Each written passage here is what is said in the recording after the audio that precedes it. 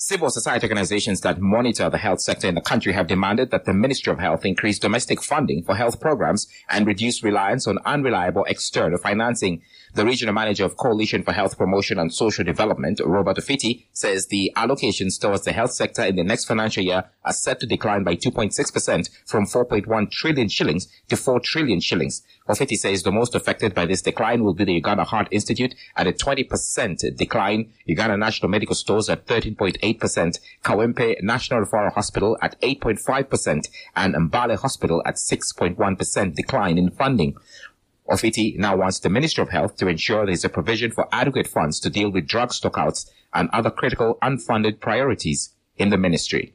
The Ministry of Health should provide funding for the following unfunded priorities. There are a number of them, but they include mainly 5.9 billion for provision of medical supplies under NMS for upgraded health facilities, 5 billion shillings to operationalize the Uganda Organ Donation and Transplant Council and facilitate the Uganda Medical Board to reduce referrals abroad. We also propose 7 billion for maintenance of the imaging equipment. We also propose, this is at the Cancer Institute, 12.9 billion for the maintenance of oxygen of all plants across the country.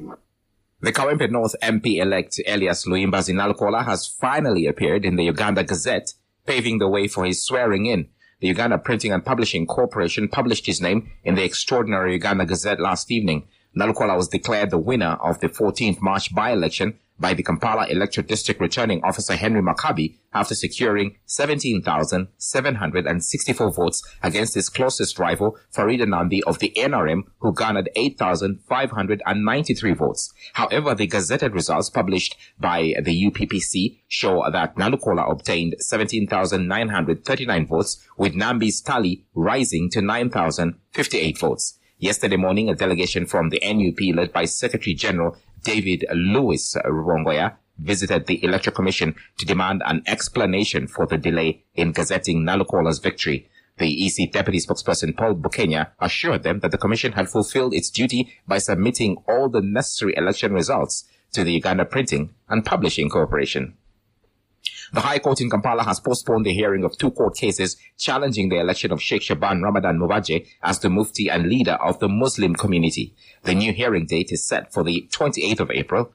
Presiding Judge Emmanuel Baguma noted that the petitions were not properly served to the 45 respondents, who include Sheikh Mubaje, his deputies, and members of the Electoral College. Justice Baguma ordered that service be completed for each of the 45 individuals before the next hearing date.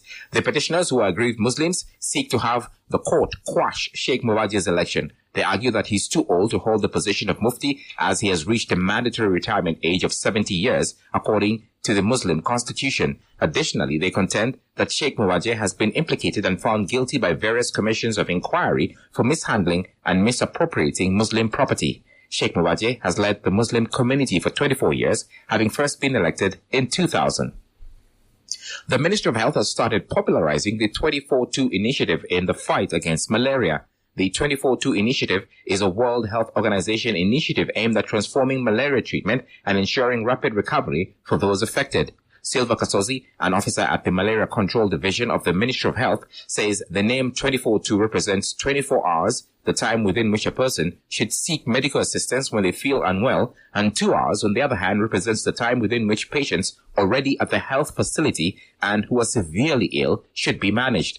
Kasozi explained the goal of popularizing the 24-2 initiative is to enhance timely interventions, prevent severe complications, and ultimately reduce malaria-related fatalities.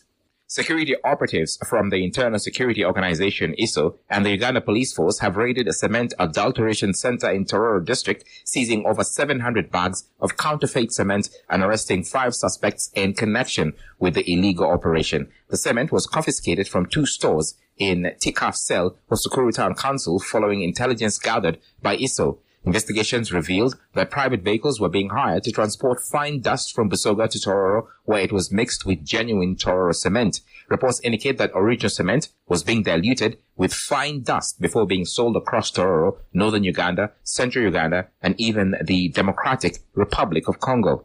Upon discovering that some security personnel were allegedly complicit in the scheme, authorities brought in an independent investigator, Milton Birungi, the criminal investigations officer for the Elgon Region Police, to lead the inquiry. The illegal trade had thrived for years due to alleged involvement of key district officials. For more stories and the latest updates, log on to sanufm.com.